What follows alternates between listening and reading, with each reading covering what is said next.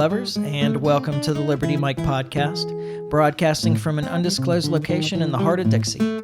I am Michael, and I am here with Liberty Larry. Better be undisclosed. There's drones afoot. Yeah, so I hear. Not here.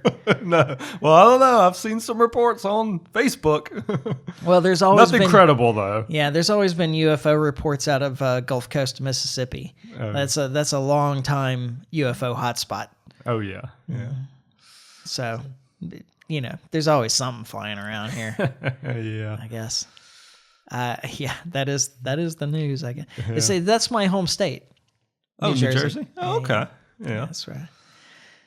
Don't hold it against me. Don't hold it against you. I've been in the South a very long time. I'm sure there's tell by my accent. There's a lot of fine people in New Jersey, I'm sure. Very fine people on both sides Yes. of the line between New Jersey and New York. Yep. Well, so I started a project today. Yeah. I discovered booktubers. Yeah. Which was a new thing. I didn't know that they existed. And there's probably better ones than the guy that I've been listening to, but I don't know, somehow into my...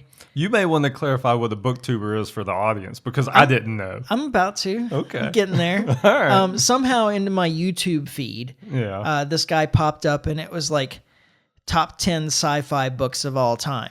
Yeah. Was the title. And I'm like, I like sci-fi books. Let's see what we've got here. Yeah. And I don't remember specifically because this was a couple of weeks ago. But he liked some stuff that I like. Yeah. And there were some books that I didn't know also there. And a couple of them I actually added to my Amazon list because I was like, I'll try that out. Because he likes, he's a big fan of Philip K. Dick, which is one of my, actually might be my favorite sci-fi author. Like him, Robert Heinlein, like those guys, really great. But he was identifying some newer stuff too, and some foreign stuff that I didn't recognize that sounded cool, and so I added a couple of these things to my list. And then I found that he had many more top 10 lists. Yeah. And so I listened to a bunch of them. And like I said, there probably are better. That's what BookTube is. People that get on YouTube and review books. So not people floating in the river reading a book. Right. Because that was my first thought. Which is so weird, but... Booktuber, man. Like tubing with a book. You can go booktubing. Yeah, I see where you got that, sort of. But no, that's not it. That's a shame. YouTubers that talk about books. Okay. Booktubers. Okay. And so then he had one that just came out that was top 10 books I read in 2024. Yeah. And I was like, that's interesting. And then he shows at the beginning of it that he like keeps a spreadsheet of the books that he reads. Yeah. And you're like, that's a pretty good idea. That's exactly what I thought. I was like, why don't I do that? So you started the spreadsheet? Yeah. I don't know that I got everything that I read in 2024 into it. I tried. Yeah. I mean, but it is December and it's been a long year. So right. I think I did pretty good. Like I have some reference points, I decided to go ahead and include Audible books. Yeah. That's not a lot of them anyway. That's small like, percentage. Yeah. That's 8 to 10 maybe. Yeah. Audible books read this year. But what I came up with was 47. Oh, wow. And then I was like, man, okay, so I'm definitely finishing the book. Almost a book a week. Yeah, I was like, I'm definitely finishing the book I'm reading before the end of the year. Yeah. And I might even, there's 12, I'm almost done with that. Well, I'm 2/3 of the way through that book. I could probably get another one in before the end of the year. That would be 49 books. Yeah. And then I thought, that means that I could potentially read 50 books in a year. Yeah, all you'd have to do is hammer down a little more. Yeah, which I had no idea that I was capable of doing. Or had been doing without realizing. Exactly. So, and now I'll keep track from the beginning of 2025. Right. Now you'll have an accurate record going forward. Yeah, and so I got benchmarks now. Yeah. And anyway, it was kind of interesting though. Like I broke it down a little bit because I was doing it in a spreadsheet, so I got to add things like fiction, nonfiction, genre, etc. Yeah, you can really get in there and organize it. Yeah, and like know how my. So first off, I want to thank our listeners for, I guess, tolerating me taking a week off. Wasn't it at the end of last year? Yeah. When I was like, I haven't read any fiction in so long, and was that a year ago? Mm-hmm. Okay. That was definitely 2023. Okay. I mean, I have no clue. I mean, it wasn't less than that. It might have been more than that. But I think it was 2023, and everybody tolerated me taking a week off to just kind of read for fun for a little bit, and I've tried to balance my reading a little more since then. Yeah. And so, of my 47 books, it was 29 nonfiction and 18 fiction. Okay. And the one I'll finish definitely before the end of the year is also fiction. There's another book that I'm reading, but it's kind of slow going, and it's 700 and something pages, and it's nonfiction, but it's probably not going to get finished before the end of the year. Yeah. So anyway, so I'm still leaning more to nonfiction, but that's like a reasonable split. Pretty good like split. It's roughly 2 to 1, a little less than 2 to 1. Yeah. So thanks. I think that provides like more balance to my life. Yeah. In a way that I needed. So, yeah. And I'm surprised at how many books that I read. That is a lot. I wouldn't have guessed that. I mean, I wouldn't have either. I know you read a lot. Like that I know, but to almost average a book a week I wouldn't have guessed that. Me neither. I would have, when I started putting the list together, I was like, I'll have like 30 books maybe. Yeah. I mean, that's probably about where I was thinking I'll have like 20 some books that I read and like maybe 8 Audible books or something. Because I don't actually use Audible that much. Yeah. I have a plan with Audible. And so this is my last month of my subscription for Audible this go round. Yeah. Because I got a 99-cent a month offer for 3 months. Yeah. And so this is the last month at 99 cents for my subscription. So I will cancel it. Yeah. And then 6-8 months from now, they'll offer me 3 months at 99 cents a month again. And then I'll go again. Yeah, exactly. That's how my Audible subscription plan works. Yeah. And I just make sure that before I end my subscription, I download.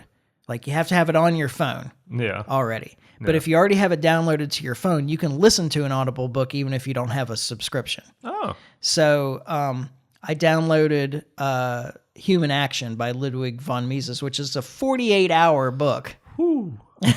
So it'll take me a while. And if I feel like I'm going to get through it too fast, then I could also go ahead and download. These are things that I already have in my account. I just haven't listened to them yet. Yeah. Man, Economy, and State by Murray Rothbard, which is like 58 hours. Wow. Yeah. So that ought to get me through any time that I don't have Audible, even outside of just like my podcast listening. Yeah. So anyway, I figured there'd be like, 6 or 8 maybe Audible books in the year, and then like 20, 25 paper books. Yeah. But I apparently read a lot more than I thought. Big reader. Yeah. That's one of my favorite ways to pass time, Yeah.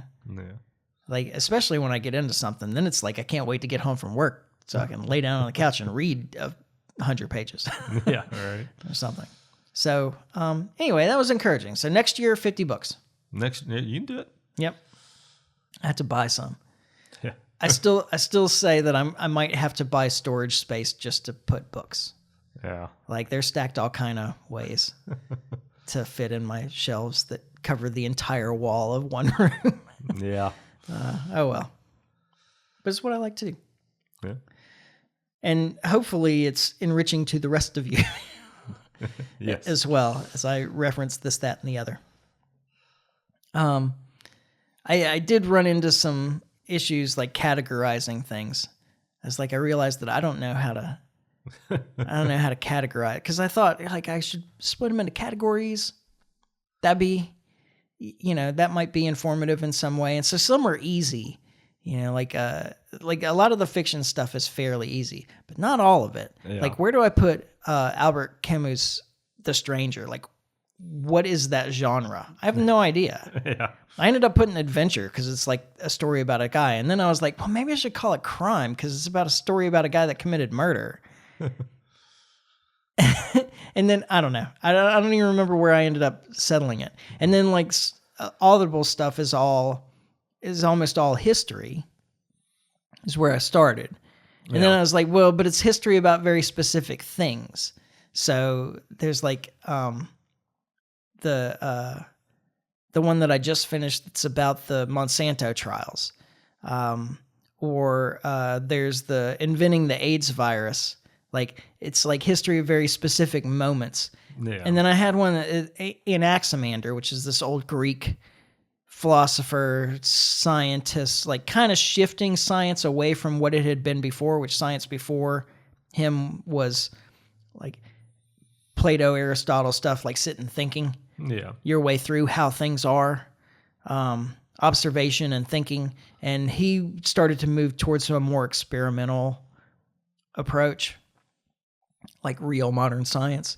But I was like, okay, history then. Well, no, it's science, right? So like a lot of that book was about specific scientific endeavors. And I was like, oh, I'll call it science. And I was like, well, but it is about this guy, Anaximander. So maybe I should call it biography. And I was like, well, but we don't really know that much about Anaximander. It's like all weird references and so forth. There's nothing of his that's left. It's like everything that we know about him is from references to him in other people's work. Yeah.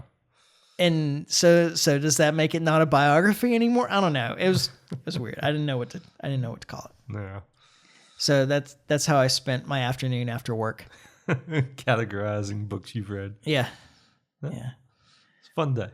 Yeah, it was actually.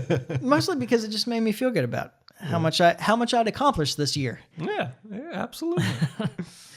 All right, we got a few things to talk about. I guess since you've already referenced the drones, Yeah. we should talk about that. You already finished your whiskey? Almost. I'm savoring the last little bit here. Yeah. But Okay. it's good. It was good. You want more? No, I'm good. Okay. I'm driving. No thanks, I'm driving. Yeah. So opened a bottle of. We're never gonna get to actual material. We're gonna get some. We're 12 minutes in, and all I've talked about is books. I opened a bottle of E.H. Taylor Single Barrel tonight that I've had for like 2 years, and I thought because I'd never come up with like a good reason to open it. Yeah. And so Tonight was a good reason. I decided that I didn't need a good reason to open it. Yeah. And we're doing the podcast. That's good enough reason. Yeah. Okay, so let's go ahead and get into the thing. To the drones. Yeah, to the drones. So I had taken really no interest in this. But I got a message from my cousin, who's overseas but is also from New Jersey. And he's like, hey, what's going on with this drone thing? Like, I've been kind of disconnected from American news, and I may be late to the party, but like, what's happening here? Yeah. And I told him that I hadn't really looked into it much, but that I was certain that it was our government, that the idea that that Iran had a mothership off the East Coast was completely asinine. I've heard some wild theories coming from the mainstream media, by the way. Like, the mothership one just blows my mind. Yeah. Like, the fact that, I mean, if they were attacking us, I could see that. I still don't think that they would, or they even really could, probably. But like, the idea that they're just going to fly these drones over New Jersey for no good reason, I don't know. Seems a little suspect. I mean, if they were gonna make that claim, oh, my mom's calling, and she'll hear that when she listens When to she this listens podcast. to the podcast. So now you know what I was doing, why I couldn't answer. Yeah. In the future, you'll know. So I thought if they were gonna make this claim, that they should have used China instead of Iran. Yeah. I mean, because then they can say they've already sent balloons over the U.S. to. Well, and China would at least be a little more believable. Like, I mean, I don't know. I just like Iran's got enough to deal with without like flying drones over the U.S. Like, it and with what navy Yeah. can they actually like cross the Atlantic and hold it just doesn't make any sense to me. Do you think call me when you can, call me when you can? You think the double up was intentional or an accident? I don't know. All right. When you can, I'm going to assume that that's when this podcast is over. I hope that that's okay. China would have been a better claim, though, for that kind of thing. Like, oh, China's spying on us again, you know, especially with the information that just came out that they've infiltrated all the telecoms and that they've been listening to all our phone conversations and so forth. And they're trying, like, I'm surprised at how little news coverage that has gotten. Yeah. Because that seems like a real legitimate way of getting you scared of China. Yeah. Although I'm still like, what's China going to do with my phone conversations? Right. Same thing the U.S. is doing with them. No, because the U.S. government has some power over me. The Chinese government doesn't. Yeah. Well, like I'm way more concerned about the U.S. government having my phone conversations. I don't want either of them to have them. Well, no, but I mean, I'm way more scared of my government than their government. I'm worried about my government than theirs. Yeah. And so then, you know, you could say, oh, they've infiltrated the telecoms and they're sending surveillance drones over New Jersey for some reason, right. And so on. So that seems like that would have been, you know, they've already tried to spy on us with their balloons earlier. So right. That seems like that would have been. Which, by the way, we shot down the balloon. One of them, at least. Yeah. There was only one, wasn't there? I was trying to remember that. There was more than one. I heard it referenced. But I want to. Well, there was one that turned out to be some research group's weather balloon. So I remember that. Claim. Well, the research group claimed it. Yeah. Like, hey, University of whatever, you shot down our weather balloon. Yeah. Maybe there was only one that was actually Chinese. I think there was only one that was actually Chinese, you may but be right somehow in the zeitgeist or whatever, the Chinese were sending hordes of balloons to surveil America. Anyway, so I was like, well, it's definitely our government. Yeah, I definitely would agree with that. Because if it wasn't our government, they would do something about it. Oh, yeah. The fact that they're not doing anything about it seems pretty clear to me that it's our government. And especially the whole thing about them announcing, like, do not try and shoot at the drones and so forth. Yeah. And I thought, I bet it's no coincidence that the state chosen is the state with some of the strongest firearms laws. Yeah, right. Like, and when I mentioned that to somebody and they said, well, I mean, but it's against the law to shoot down a drone anyway.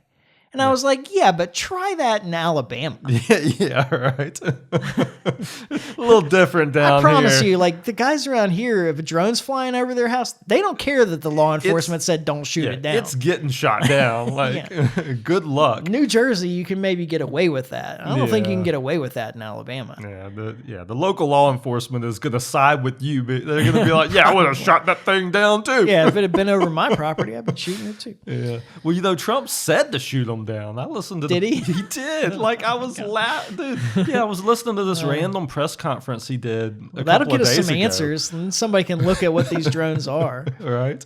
Well, and Trump said the same thing. He said that they're coming from the government. He said he doesn't have any knowledge, but that he said he's not going to talk about that. Is what he said. Well, they asked him if he had any intelligence briefings about it or whatever, and he said I'm not going to talk about that. Yeah. Yeah, but he definitely accused Biden of knowing. Yeah, he made it very clear that, like, they know what's going on. Yeah. Oh yeah. But we all know that. We didn't need him to tell us that. Well, yeah, absolutely. It's just interesting to have him tell us that. Well, and to have him say that to condone shooting them down too. Yeah, I didn't hear that. When he said that, I busted out laughing. I was like, this guy's fixing to be our president again. Yeah. That's great. So I told my cousin, I'd heard that they're searching for nuclear material. Yeah. I've heard. I don't I've know heard about that. that. I don't I mean, really buy that either. yeah. When we discussed the search thing further, I said honestly, he was like, if they're looking for nuclear material, they'd have found it by now. Yeah. I mean, that's kind of hard to hide. Right. And I said, yeah, I think if they're searching for anything, they're searching for a person at this point, not a thing. I feel like they would have found that too, though. Well, but Maybe not. Yeah. I mean, it depends on how good our technology is. Yeah. And I at don't the have an same answer time, for that. Now my cousin is sending me a message. What is this about? Okay. Anyway, You need to pause. no, I don't think so. He said dad just called. I assume he means his dad, not my dad, since my dad died years ago.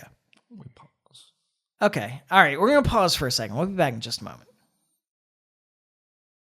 I'm going to start at the intro again. It's just habit when you hit that button, right? Yeah. So this is like 24 hours later. Yes. The next day. It turned out there was a reason that I had a bunch of family calling and messaging me, and it's that my aunt died. And that sucks. Yeah. So like once I'd gotten through talking to people and so on, I didn't feel like continuing to record last night. So here we are again. Yeah. We were talking about drones. I don't remember what. Yeah, we're definitely talking about drones. So I guess from here, just talk about what I think is most likely. Yeah. I think we were pretty well just speculating about, wildly. Yeah. Well, yeah, wildly. Maybe. But are going through everything that was kind of out there, what other people are thinking. Yeah. So I'm the best explanation that I have heard or come across is that this is about getting support for more restrictive legislation about private ownership and operation of drones. Yeah. Which is like active in Congress right now. Yeah. I mean, I guess they just didn't pass it, right? Yeah, it went to the Senate and Schumer? Yeah. That's the Senate head, right? I think so. Tried to just go ahead and fast track it through with a voice vote, unanimous vote. And thankfully, Rand Paul is in the Senate. He ain't going to let that fly. Yeah, he's like, I don't think that we need to expand sweeping surveillance powers to law enforcement without a real debate about this.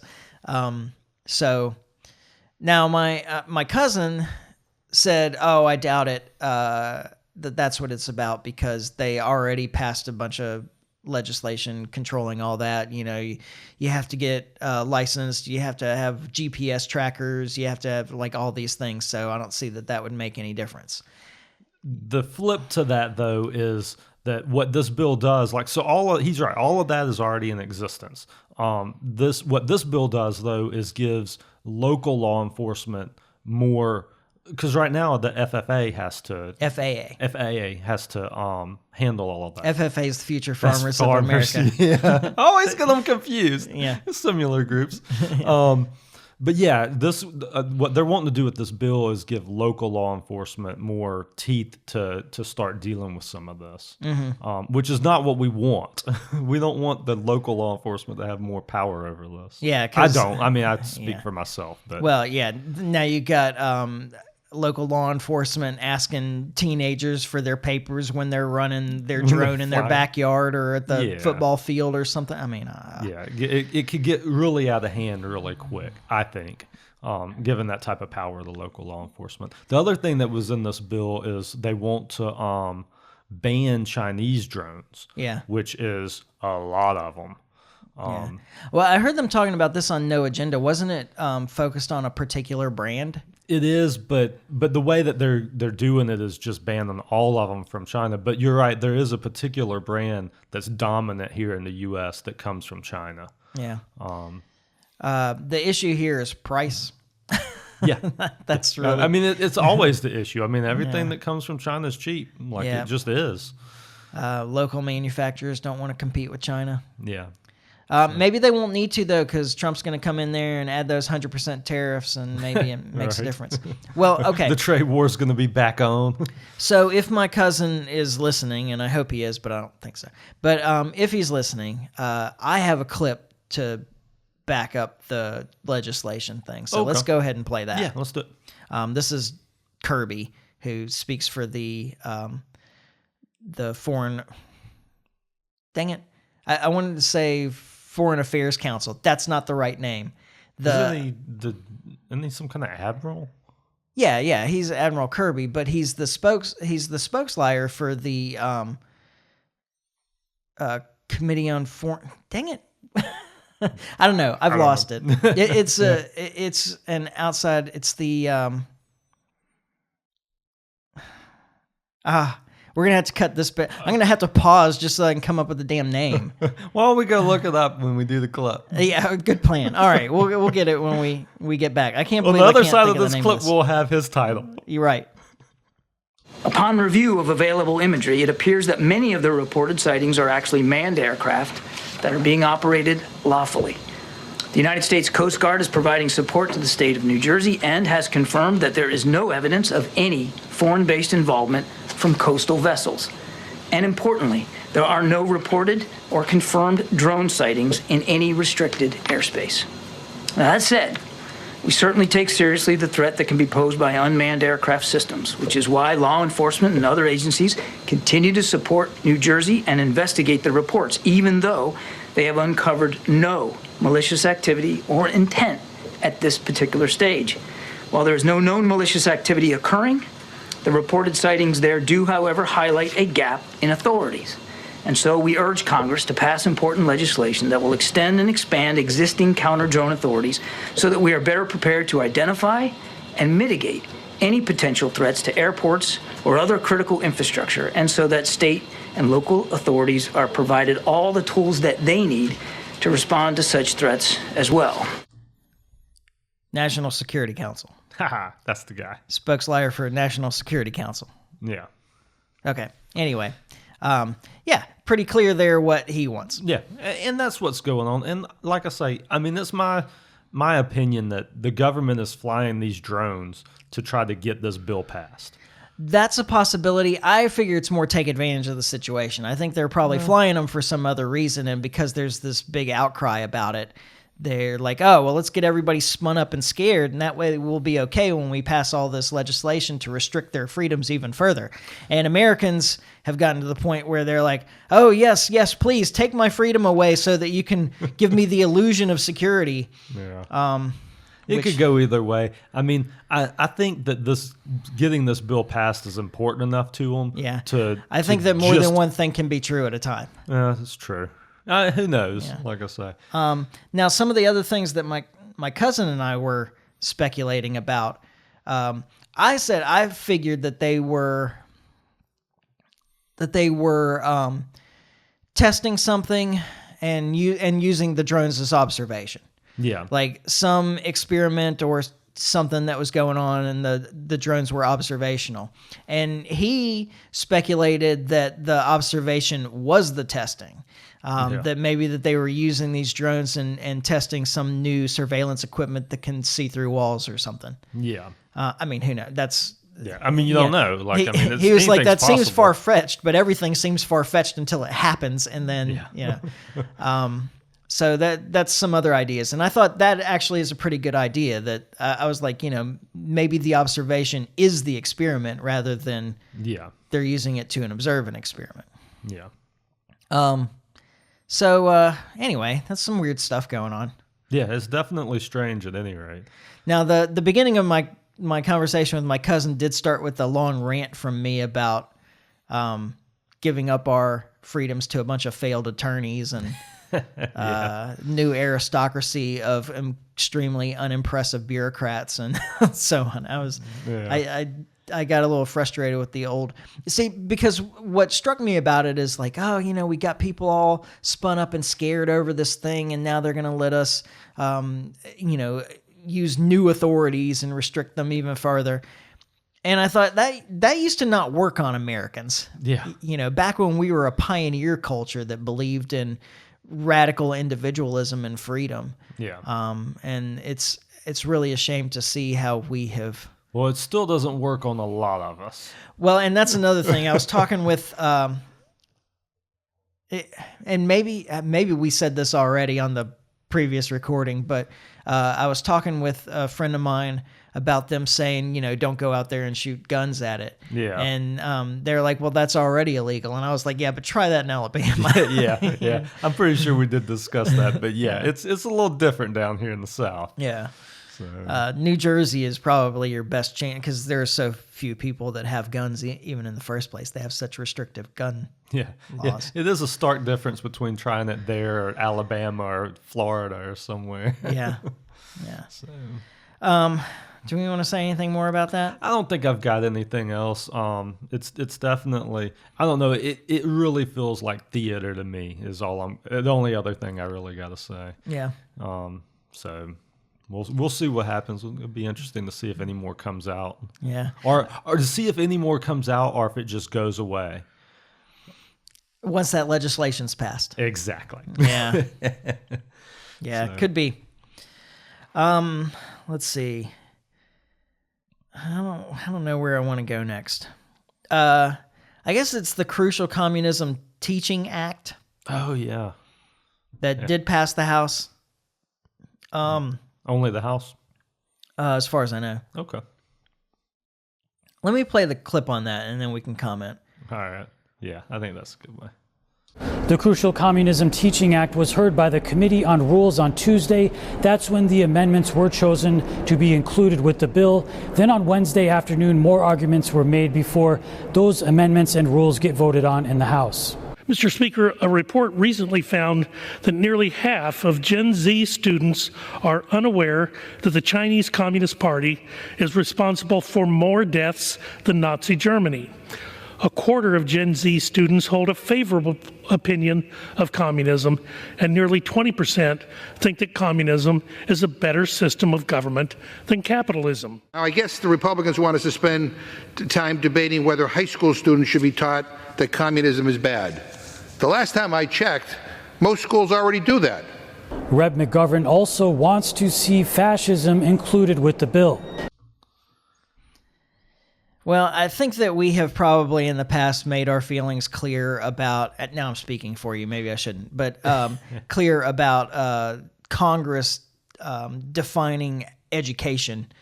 Yeah, top-down education, we've talked about this a ton, but we don't want Congress making decisions about how we educate the kids. Yeah. That should come from local areas. I mean, it's just better that way.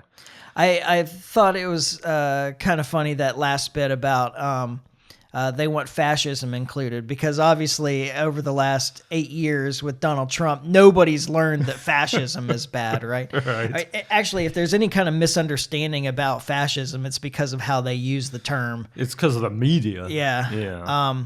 Now, the communism is bad thing, I don't know that there's a lot of schools just teaching that communism is bad. Yeah. It doesn't surprise me that half of students don't know that communism is responsible for the deaths of more people than Nazi Germany. I bet that they don't spend a whole lot of time about the horrors and abuses under Stalin and Mao. No, because like I say, particularly Stalin, he was on our side for at least the war part of that. Yeah, but as soon as that war ended, we went into the Cold War. Yeah. Still, though. The other thing that really stood out at me was the guy saying that they think that 20% think that communism is a better system of government than capitalism.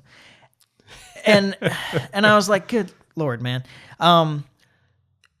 Honestly, neither of those is a system of government. All right. They're both economic systems. Now, we have started referring to communism as a system of government because there's a particular kind of government necessary for communism as an economic system to work, and that's authoritarian, dictatorial. Yeah. Because if you're trying to run an economy from the top down, you have to specifically tell some things. Yeah, you have to specifically tell every single person what they're going to do. Yeah.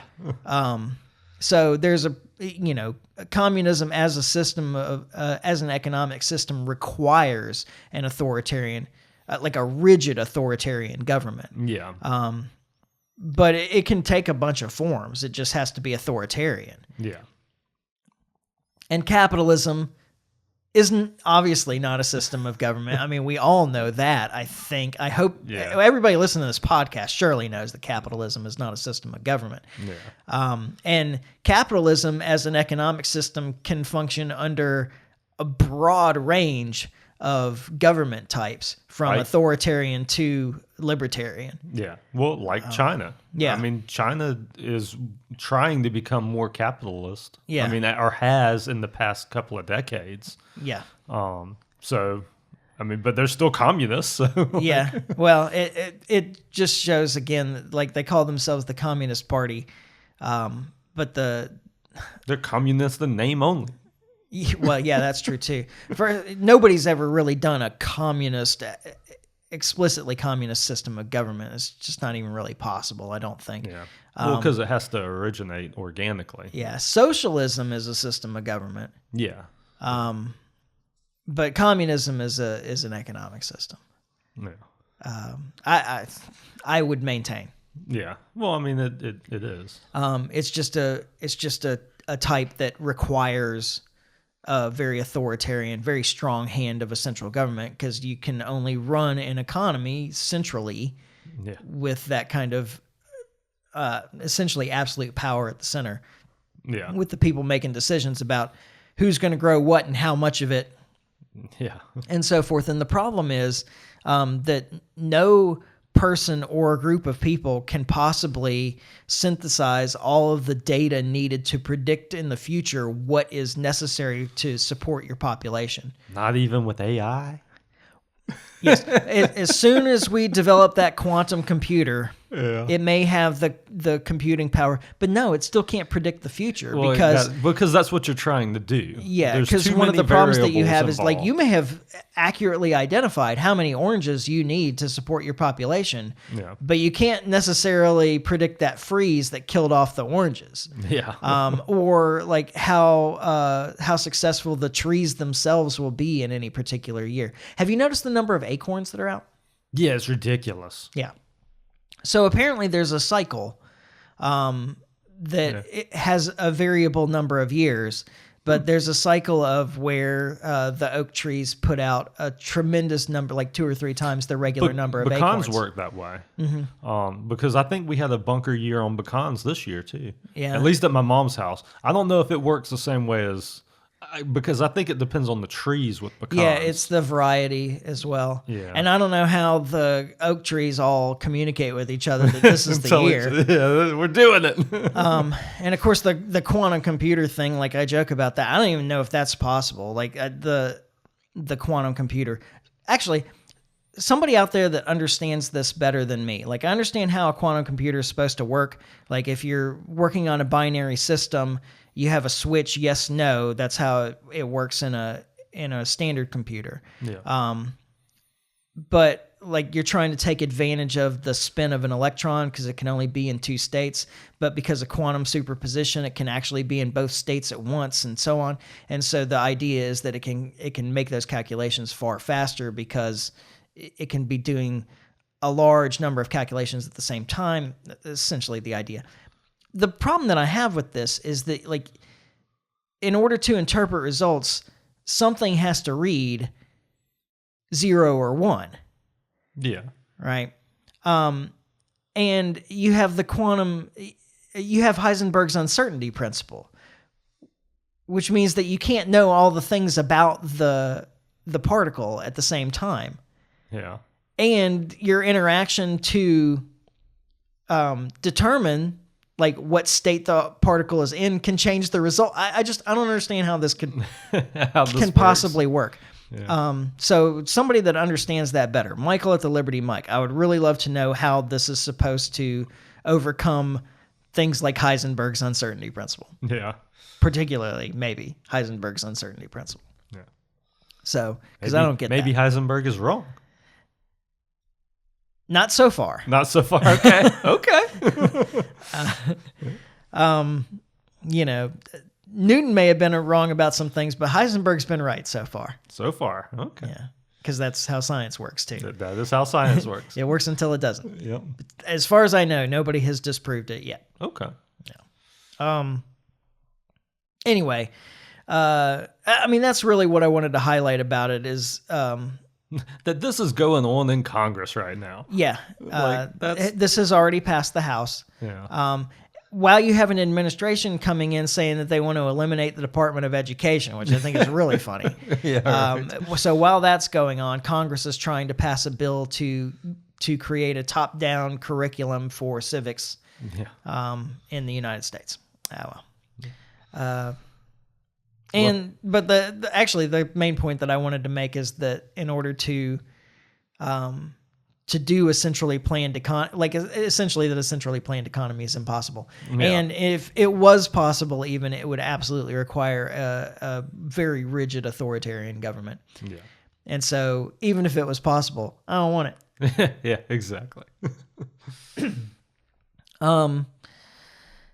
Okay, last thing, probably the biggest thing, and I kind of want to wrap it up because I am super tired. I cannot tell you. I wanted to talk about this high healthcare. I wanted to come back to this high healthcare costs thing. Yeah. Because blaming the corporations is like, I understand where it's coming from, but it's wrong. Yeah. And particularly some of the stuff that I've been hearing about, oh, well, the poor doctors are getting screwed by the insurance companies too, and so forth. Yeah. I have very little sympathy for the doctors in this because they are a huge part of this problem. Yeah. So I just wanted to highlight some of these things that are really causing our high healthcare and high insurance costs. And I'll say from the get-go that the high insurance costs are a side effect of the high healthcare costs. Yeah. Right? Yeah. Like you have to pay higher premiums if the services that those premiums are supposed to cover on the whole are higher. Yeah. So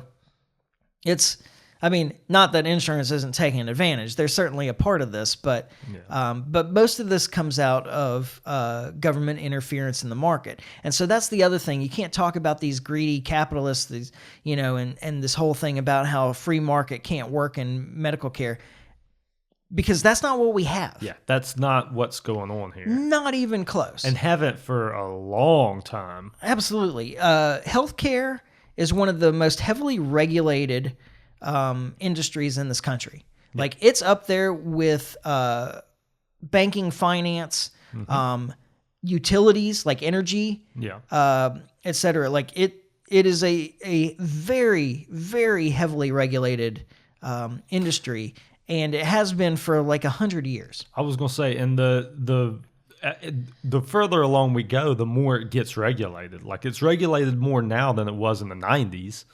And a bunch of those regulations came when Obamacare came out. Well, yeah, we'll get to that. Yeah. That's another jump. That was actually that's the point I was trying to illustrate. It was that like it comes in jumps, and like that was a big one. Yeah, it was.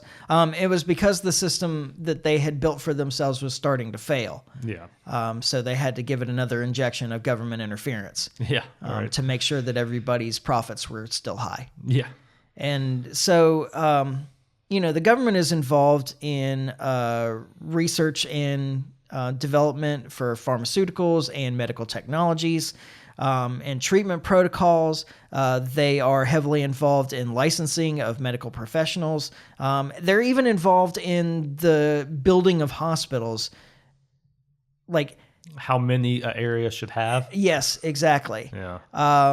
And they have included the existing hospitals as part of that system, as well. So if you see that your area doesn't have enough hospital coverage, there aren't enough beds, there aren't enough services offered or whatever, hospital services are needed in your area, you can't buy yourself a plot of land and build a hospital. Yeah, no, they're not going to allow that. No, which is ridiculous. That's how most industries would work. Like if you have a TV seller. Yeah. On the corner, and they just cannot provide enough TVs for everybody that wants TVs. You can just go make a TV sale office. Yeah. Like you exactly. could just decide to do that. If you can get the space, Yeah. if you can identify the area and you can buy the product, you can go set up your own retailer for TVs. Yeah. But you can't do that with a hospital. But you can't do that with a hospital. Yeah. So this is step one of limiting competition. Yeah. All right, let's limit the competition in the healthcare industry, which drives prices up. Yeah. All right, so now, of course, or this actually started sooner, but government defines the availability and composition of insurance plans, and the billing and payment process. Yeah. So there's a whole additional level of bureaucracy in all of that's centered on the government. And it just raises costs for providers. So my brother's father-in-law was a dentist, and had his clerical costs, his office costs, like more than doubled after the Affordable Care Act. Yeah. Just with the additional forms and paperwork and bureaucracy that had to be completed. Stuff that has to be done, yeah. And as a dentist, not even... He's not even a doctor. Yeah, well, he's a doctor. I mean, he's not yeah, a physician. Okay.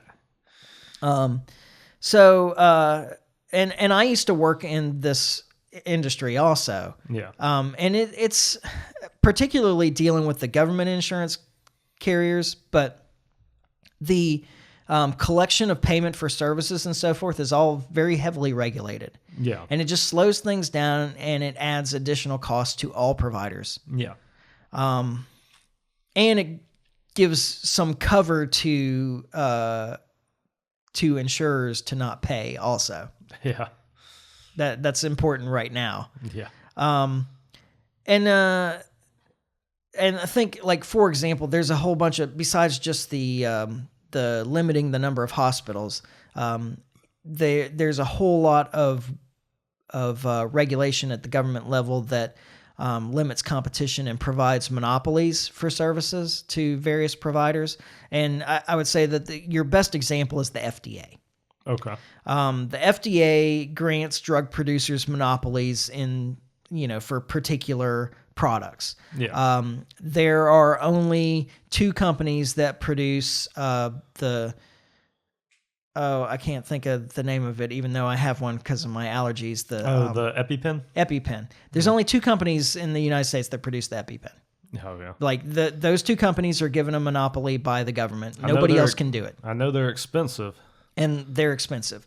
I think that there's only two producers that can do insulin in the United States. This is actually a fairly simple compound. Yeah. Like, if the FDA didn't give monopolies or essential monopolies to these couple of producers, that we could push the cost of insulin down tremendously. Yeah. So once again, limiting competition. Yeah. Pushing prices up. Well, and just so the argument, because I'm sure there's people out there thinking, but the reason they do that is for the development, because it costs so much to develop these drugs, and there's no sense in developing them if you're not going to make a profit off of them. So that's the idea. Now, I'm not saying I agree with it, but that's the idea behind granting them the monopoly on the product once they create it. Yeah, but all that actually does is it slows the development of new treatments and medications. Yeah. Because they can sit back and just rake in the rewards for their last creation instead of working on the next one. Yeah. Well, I mean, I think ideally, I'm not a fan of that type of regulation anyway. Like, I'm a free market guy. Like, if you produced it, you've got the time till everybody else catches up, and then that's all you get. Yeah. But I could see maybe having the government give them like 2 years or 3 years. I mean, I'm not a fan of that, but I could see that more than what we have now, where it's just like I'm opposed to patent protections. I am too. I mean, I am. I'm just saying, as a compromise, like, it would be better than what we currently have. Well, sure, because most drugs, it's like 7 to 10 years of exclusive production, and then they can renew that by adding other treatments with the same drug. Yeah, exactly. Yeah. So, it gets completely out of hand. And of course, then, you also have the issue of once drugs do become generic, the big manufacturers who have made all this money off of the drug for the last 10 years while it's been exclusively theirs, will use that money to buy up small competitors that are also producing the drug. Yeah, exactly. And so they maintain a monopoly anyway. So they can maintain the monopoly, yeah. Yeah. Now, as far as the insurance is concerned, this is, I think, the big one, is that the Truman administration, so like right after World War II, Okay. made employer-provided health insurance tax deductible while private pay was not tax deductible. Okay. All right, so they heavily incentivized employer-provided health care. Yeah. And so it shifted the responsibility for the payment of health care and or health insurance from the individual to the employer. Yeah. And this is one of the problems that you run into with pre-existing conditions now. So if you develop a condition while you're working for some company, you really can't change jobs now. Yeah, you're hung. Yeah. Because you can't move your health insurance with your current company to the next company. Now, if you were a private payer of your health insurance, yeah, then it wouldn't matter. Like you get more freedom to move around. Yeah. The other thing that this did is that there's some kind. I don't entirely understand the system, so I'm going to describe it as best that I can. I'm probably going to have some details wrong on this. But their health insurance, employer-provided health insurance plans incentivize themselves to give discounts. So they usually get essentially a reward from the employer for reducing the cost of a particular service. So, for example, if a hospital service charges $100,000 and the insurance negotiates that service to $20,000, then they'll get a percentage of that $80,000 difference as a reward. Yeah. So the insurance company actually wants high charges. Yeah. Now, it could be that the cost of that service, like what it actually requires to perform that service, is like $4,000. I was fixing to say it's going to be a tiny percentage of all of that. Yeah. So the hospital is spending $4,000 to provide the service, charging $100,000. Yeah. The insurance company is paying $20,000, so the hospital still gets a $16,000 profit. Yeah. And then the insurance then charges the employer a percentage of that $80,000 that they saved. And so they don't actually want lower cost healthcare because everybody benefits from the inflated price. Yeah. Except for you. Except for the consumer. Yeah. Yeah. So like I said, if anybody is an insider on this and understands that system better, I would love to learn more about it. Yeah. Like I said, I just have like a kind of a cursory understanding of it, but this is another one of those things that drives healthcare costs up. Yeah. And it pushes out small providers that are trying to function outside of the insurance system because they'll never get recommended by the insurance companies. Yeah. Then, because the insurance company has no incentive for themselves actually to save the money. Oh, because they make more money the other way. The other way, yeah, exactly. Mm-hmm. So. And that, of course, drives your premiums up as well. Yeah. And then, of course, Medicare and Medicaid heavily subsidize healthcare, and it drove up demand for services. Now, originally, the healthcare providers were opposed to Medicare, Medicaid. Yeah. But once Medicare, Medicaid passed, and the demand for services became so much higher because, again, coming out of the taxpayer's pocket for these medical services and the higher demand for services because it was lower cost for the individual technically. Yeah. I mean, you're still paying for it, but, but it's a cost share now. So might as well so take you don't, advantage of it. Yeah, you don't see that it's not coming out of your own pocket exactly. So yeah, you may as well take advantage, or you're paying for it anyway. You may as well take advantage. Yeah. So demand for services went up tremendously after Medicare and Medicaid were added. and so driving up the demand for services also drove up the cost. Yeah. Now all of the big healthcare providers, service providers, love those government insurance plans. Yeah. Well, it's the same thing that happened with the colleges, where once you started the government started subsidizing the loans. It's like, well, you might as well charge as much as you can, Yeah. because it's government money anyway. Yeah, and it's absolutely guaranteed. Yeah. Now, the other thing that's important to note, and I couldn't find my reference on this, but I came across it just recently, and I know that it was a reliable source. I just can't remember it. So do your own research on this, but I'm pretty confident in what I'm about to say. Okay. It's that the access to healthcare services has had very little correlation with healthcare outcomes. Okay. So just because you have access to more services or you seek more healthcare doesn't necessarily correspond to a better health. Really? Yeah. Well, that's not good. Yeah. And then this reached a point in the early 2000s, though, where the demand was so high, the service costs had been pushed so high, the insurance premiums were so high that people were getting out of that system. They weren't buying health insurance anymore. Yeah, I mean, I know, I always had it through my job, but I knew pre-Obamacare, I knew tons of people that just didn't carry it. Yeah. They were like, mostly younger people, just like the story goes. Yeah. But yeah, that's like, I don't go to the hospital, I don't go to the doctor. Why do I need it? Yeah, or they would only purchase those Catastrophic plans. yeah, Yeah. events plans, and Which the company I worked for had that. Like I remember when that was a plan that you could get. yeah, And like it was good for a lot of people. That's like, well, if I get sick, I'm not really going to the doctor anyway. Like I just need something in case I get in a car wreck or yeah. something crazy happens. And so then the ACA came in. Yeah. The Affordable Care Act came in, requiring you to have insurance. The individual mandate. Yeah, and of course pushing the cost of insurance up then again, and then once again you're already paying for it. Yeah. It pushed the demand for services up again, also pushing costs up. Yeah. And now as for the doctors themselves,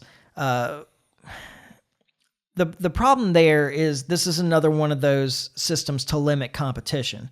The American Medical Association about 100 years ago lobbied heavily and got permission. They got authority over medical school accreditation and licensing.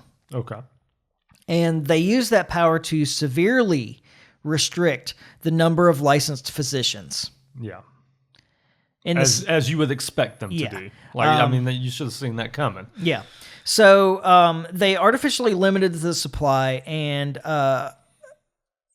so they were able to maintain their service costs. And if you look at like dollar adjusted or inflation adjusted costs of healthcare services, like everybody says that, oh, well, medical tech is so expensive now and so forth. Actually, if you do it inflation adjusted and you look at it, for the most part, tech costs have gone down, but physician services costs have gone way up. And that just makes sense too, because like the cost of technology is constantly coming down. I mean, look at TVs. Like that's the example I always point to. Yeah. Like I remember when TVs were expensive. Yeah. And I don't know if anybody's shot for them lately, but depending if you want just a regular old TV, Yeah. get it pretty cheap. Yeah. You can get like a giant 2K TV, flat screen or curved or whatever. Yeah. And it's a few $100s. Yeah, exactly. It's insane. Yeah. That same TV, I say it a few years ago, decade ago, would have been like $2,000. Yeah. So. And now the 4K ones that were $2,000 a few years ago are getting into the affordable costs as well now. Yeah. But that's just what technology does. So, and I mean, the medical field's the same way. I'm sure there's new technology in the medical field that's expensive. Like, I believe that. but the stuff that's been around a while is not. Yeah. Like it couldn't be. It's the physician services cost that drive the total service cost up. Yeah, that makes nothing but sense. So yeah, artificially limited supply, artificially inflated demand, using your tax dollars to do it Yeah. results in an increase in price. Yeah. Every time. So that's it. That's what's wrong with the medical system in this country, is that it's not a free market. Yeah. I mean, there's a lot of people in Congress that have pushed forward to like exactly kind of the argument you're making, except it's Congress, so it's not quite as concise as what you made. but that's where we need to be heading. Like we need to head more towards a free market and less towards this like just overwhelming government control. Yeah. Well, and we're starting to see a shift again as people are going more into the like cost sharing plans instead of like outside of the insurance field. Yeah. And we might see some physician services stuff collapse. Like if we allowed immigration, unfettered immigration, we would probably see some real competition from people that got their medical degrees overseas. Yeah. And see the opportunity for the high prices that they can command in the United States. And then just that competition coming in would bring down the cost. And it would increase the supply of physicians, obviously, too. Yeah. But that's not what we're going to get. No, that's the way. We're going the opposite direction of that. Yeah. And if you start looking into the numbers again on the American Medical Association's the number of medical licenses that they permit to be distributed essentially every year. It hasn't even kept up with population growth. So there's actually fewer doctors per individual than what they're used than to they're be. what they're when they started this. Oh, wow. And it's consistently going down. Yeah. And physician services costs are consistently going up. Yeah. Sounds like we're heading towards a crash. Yeah, and a big part of all of this bureaucracy incentivizes these very large healthcare provider corporations because individual doctors have a hard time balancing those costs, and it's easier to distribute those costs over a larger group. Yeah, yeah. I mean, I noticed that way around here. I mean, Pretty Well Infirmary owns most of everything. Yeah, Not and everything. USA owns the rest, pretty much. I was going to say, it's them and USA. Yeah, that's pretty well Which lit. is the University of South Alabama. It's not a government. Yeah. I mean, it is. It's a... Yeah. But there are, I think, 2 independent hospitals left. Yeah. Like Providence, right, and South Baldwin. I think I think that those that's are the it. 2. Yeah, I think so. And there's very few independent physicians at this point, too. Oh, yeah. I mean, my wife worked for one, and it's not anymore. Yeah, It's it got gobbled up. It got gobbled up. Yep. It's just what it is. And just as a side note, a lot of that happened during COVID. Oh, it did. I mean, that's when my wife's got gobbled. Yeah. So, The large healthcare providers in this area and everywhere else, as I understand it, but I can only speak with certainty about this area, got so much government money that they went around and bought up all the independent groups. Well, and the Almost all. little guys just got choked out. Yeah. Like that's what happened in my wife's office. You know? I mean, there's just and infirmary had been trying to buy them for years. Yeah. But they were just in a position where they didn't have to sell until they weren't. You know. Yeah. So. Yeah. So that's 20 minutes on why your healthcare costs are so high. Insurance and services. So the answer is we need universal health care. That's what I heard from That all of will that. clearly fix it. That will fix all of these problems. Well, it's funny, before I was into politics, when I worked on as an EMT. Yeah. Well, I guess I was still an EMT, but I didn't really work on the truck anymore. I worked on the billing office. I only worked on the truck if somebody called in sick or something. Yeah. I maintained my license, but my job at that point was billing. Was book work. Yeah. Insurance billing. And it was in the mid 90s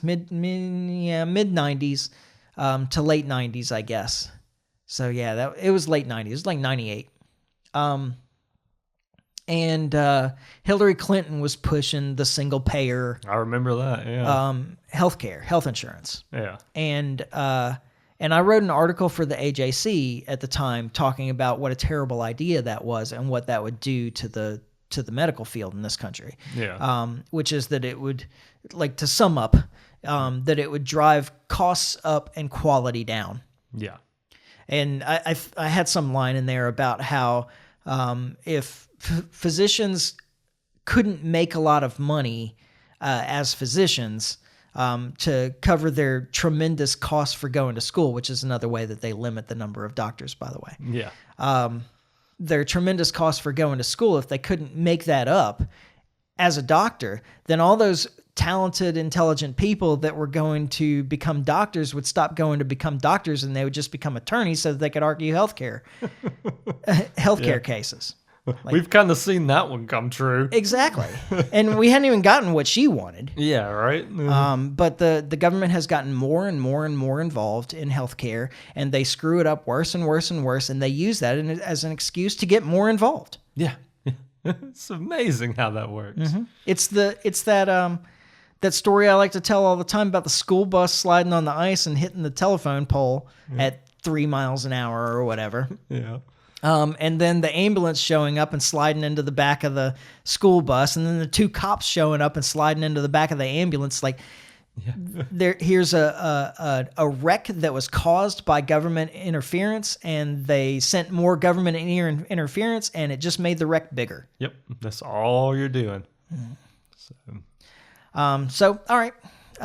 Ready to wrap up there? I'm ready to wrap up. Yeah.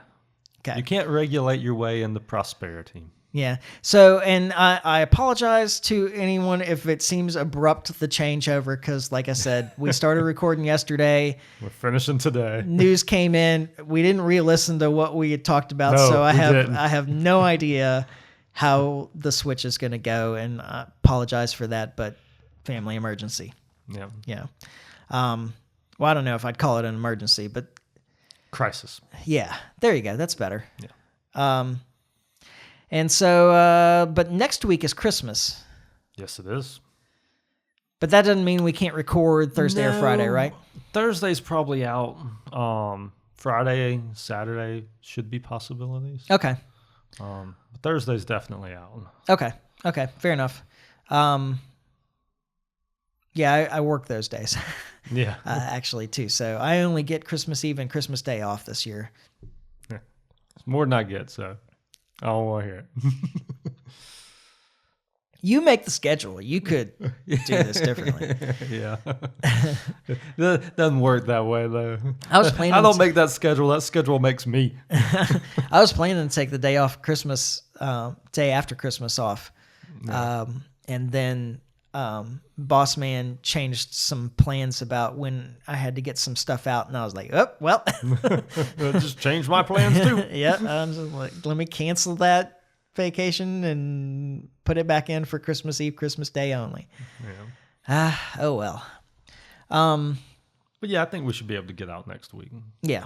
All right, well, we'll plan for a post-Christmas recording. Yep. And depending on, well, I haven't. Oh, bless me. Bless you. G.I. Greg is coming down, but we haven't even talked about recording anything, so I don't think that that's going to happen. Yeah. Yeah, you never know. Yeah. Don't know, but don't think so. Yeah. So all right, let's wrap up before I sneeze again. And yeah, we'll be back after Christmas. In the meantime, you can follow us on iTunes. Wait, no, I don't know. You can subscribe, you can follow, you can make comments and so forth at a few places: iTunes, YouTube, Podbean, Facebook. Yep. I think that's all the I things. think that's the things. Yeah. So that's all you're getting out of me because I'm really tired and I can't remember how this usually goes. So, but we'll be back next week when we finally get this right. And in the meantime, try to stay free. Life short, live free. Ciao. Later.